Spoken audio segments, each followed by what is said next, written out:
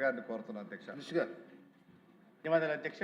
మొత్తం ఈ 17 కళాశాలల్లో 11 కళాశాలలు నబార్డ్ కింద, 3 సెంట్రల్ స్పాన్సర్ స్కీమ్ కింద, 3 శాస్కీ కింద మంజూరయ్యాయి అధ్యక్ష. దీనికి మొత్తం వెచ్చించాల్సిన మొత్తం అయితే 8,480 కోట్లు అయితే గత ప్రభుత్వం 4 సంవత్సరాల్లో 2020లో మంజూరైన కళాశాలలు 4 సంవత్సరాల్లో 1,500 కోట్లు మాత్రమే ఖర్చు పెట్టింది అధ్యక్ష.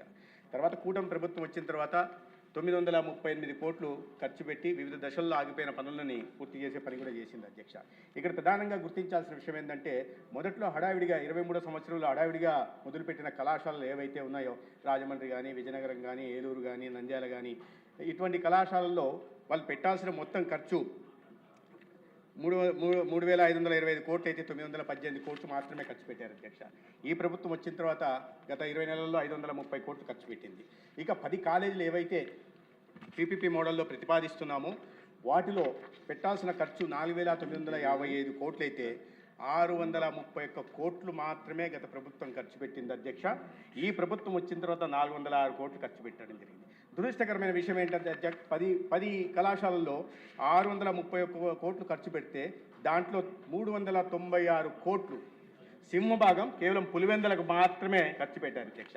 ఇక్కడ మనం గుర్తించాల్సింది ఏంటంటే, ఈ వైద్య కళాశాలలు పేద విద్యార్థులకి నాణ్యమైన వైద్యాన్ని అందించడానికి, పేదలకి మెరుగైన వైద్య సేవలను అందించడానికి అయితే ఒక సంరక్షకుడిగా ఉంటున్న వ్యక్తి అన్ని 17 కళాశాలల మీద ఏకదృష్టితో చూడాలా, అన్నింటినీ అభివృద్ధి చేసే దిశగా ప్రయత్నం చేయాలి అధ్యక్ష. తప్పులేదు సొంత నియోజకవర్గం మీద ప్రేమ కురిపించడంలో, కానీ 631 కోట్లకు గాను దాదాపు 400 కోట్లు ఒకే కళాశాల మీద ఖర్చు పెట్టి మిగతా కళాశాలల మీద వివక్ష చూపే ప్రయత్నం చేశారు అధ్యక్ష. మీ నియోజకవర్గానికి సంబంధించి కూడా 500 కోట్లు అడ్మినిస్ట్రేటివ్ శాంక్షన్ ఇస్తే 10,70,00,000 మాత్రమే ఖర్చు పెట్టారు అధ్యక్ష. ఇంకా అటువైపు పార్వతీపురం అయితే భూ సేకరణ కూడా జరగలేదు అధ్యక్ష. కానీ ప్రతి ప్రెస్ కాన్ఫరెన్స్లో కూడా 17 కళాశాలలు నిర్మించామని చెప్తారు అధ్యక్ష.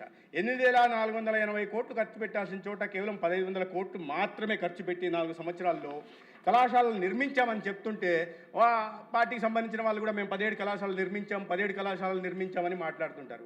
ఇలా ఖర్చు పెట్టినవన్నీ రికార్డులో ఉన్నాయి అధ్యక్ష, ఏ సమయంలో ఎంత ఖర్చు పెట్టారు అని చెప్పి.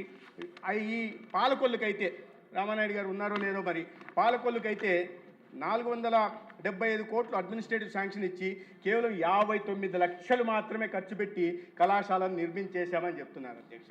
పార్వతీపురంలో భూసేకరణ జరగలేదు, కానీ మండలిలో కూడా, ఇక్కడ నేను ప్రస్తావించకూడదు అధ్యక్ష, మండలిలో కూడా నిర్మించేశాము అనే చెప్తున్నారు. అక్కడ ఏదో ట్రైబల్ దీంతో మల్టీ స్పెషాలిటీ హాస్పిటల్ భవన నిర్మాణం మొదలుపెట్టి ఉంటే దాన్ని చూపిస్తూ మెడికల్ కాలేజ్గా చెప్పే ప్రయత్నం చేస్తున్నారు అధ్యక్ష. అయితే గౌరవ సభ్యులు అడిగినట్టు ఈ 10 కాలేజీలని ఇవాళ పీపీపీ మోడల్లో పోతున్నాం. 4 కళాశాలని మొదటి దశలో వీటిని టెండర్లు పిలవడం జరిగింది అధ్యక్ష. కేంద్ర ప్రభుత్వాన్ని కూడా రాయడం జరిగింది. 2 దశలుగా 4 కళాశాలల్ని, పులివెందుల, మార్కాపురం, ఆదోని, మదనపల్లి కళాశాలని, అదేవిధంగా తర్వాత బాపట్ల, పాలకొల్లు, నర్సీపట్నం, అమలాపురం, పార్వతీపురం ఈ కళాశాలల్ని 2వ దశలో తీసుకెళ్తున్నాం. కేంద్ర ప్రభుత్వానికి రాయడం జరిగింది. టెండర్లు కూడా మళ్ళీ పిలవబోతున్నాం అధ్యక్ష.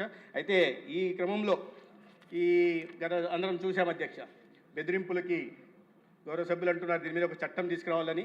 కానీ ఇటువంటి బెదిరింపు ధోరణ కారణంగానే 5 సంవత్సరాలు సాగిన ఒక అటవిక పాలన కారణంగా ప్రజలు వారి ప్రజాకోర్టులో శిక్షించారు అధ్యక్ష. రాష్ట్రమంతా చూసింది 101 సీట్ల నుంచి 11 సీట్లకు తగ్గడం జరిగింది. కాబట్టి కోటి సంతకాలు అనేది అది దాని గురించి ఎంత తక్కువ మాట్లాడుకుంటే అంత మంచిది అధ్యక్ష. ఎందుకంటే సత్యదూరమైన మాటలు చెప్పడమే అలవాటైన వారికి కోటి సంతకాల సేకరణ విషయంలో కూడా అదేవిధంగా ఉంది అధ్యక్ష. అయితే ఎప్పుడు ఈ అప్పు తీసుకున్నారా అని అడిగారు గౌరవ సభ్యులు. నబార్డ్ నుంచి లోన్ను అధ్యక్ష అది. అయితే నబార్డు కూడా పూర్తిగా గతంలో ఏం చేసేదంటే, నబార్డు తన ఇన్స్టాల్మెంట్ ఇచ్చేది అధ్యక్ష. ఇక్కడ వాటిని దారి మళ్లిస్తున్న క్రమంలో ఒక ఇన్స్టాల్మెంట్ 25% ఇన్స్టాల్మెంటే ఇచ్చి దానికి కావాల్సిన రాష్ట్ర ప్రభుత్వం నుంచి మ్యాచింగ్ గ్రాంట్ ఇచ్చిన తర్వాతే కేంద్రం నిధులు మంజూరు చేసే ప్రక్రియ మొదలుపెట్టింది అధ్యక్ష గత పాలన కారణంగా. అయితే ఇప్పుడు ఆ ట్రాన్షే కూడా అయిపోయింది. దాని కారణంగా ఒకటి ట్రాన్షే అయిపోయింది, నబార్డు నుంచి లోన్ వచ్చే అవకాశం లేదు. రెండోది, గత ప్రభుత్వం ఈ ప్రభుత్వ కళాశాలల్లో సెల్ఫ్ ఫైనాన్స్ స్కీమ్ తీసుకొచ్చి 50% కన్వీనర్ కోటాకి, 30% మేనేజ్మెంట్ కోటా, 10% ఎన్ఆర్ఐ కోటాని తీసుకురావడం. అంటే ఏ రకంగా అయితే ప్రైవేటు మెడికల్ కాలేజీలో ఉంటుందో అదే విధానాన్ని ప్రభుత్వ కళాశాలలో కూడా తీసుకొచ్చి ప్రైవేటు కళాశాలలకి ప్రభుత్వ కళాశాలలకి తేడా లేకుండా చేసింది అధ్యక్ష. దానికి అనుగుణంగా జీవో 107, 108 కూడా తీసుకురావడం జరిగింది. కాబట్టి ఈ పీపీపీ విధానంలో ఇప్పుడు కొత్తగా వస్తున్న పీపీపీ విధానంలో గతంలో 420 పడకల ఆసుపత్రి నిర్మాణానికి తలపెట్టారు. ఇప్పుడు దాన్ని 625 పడకల ఆసుపత్రి నిర్మించే దిశగా ప్రయత్నం చేస్తున్నాం. రెండవది గతంలో 100 పడకల 100 సీట్ల ఎంబీబీఎస్ సీట్లకు వాళ్ళు కళాశాలలు ప్రారంభించడానికి ప్రయత్నం చేశారు. ఇప్పుడు దాన్ని మారిన ఎన్ఎంసీ అనుగుణంగా 625 పడకలతో 150 సీట్లకు చేస్తున్నాం అధ్యక్ష. గతంలో అవలంబించిన విధానం కారణంగా కేంద్ర ప్రభుత్వం 15% NRI central government of India quota ఉండేది.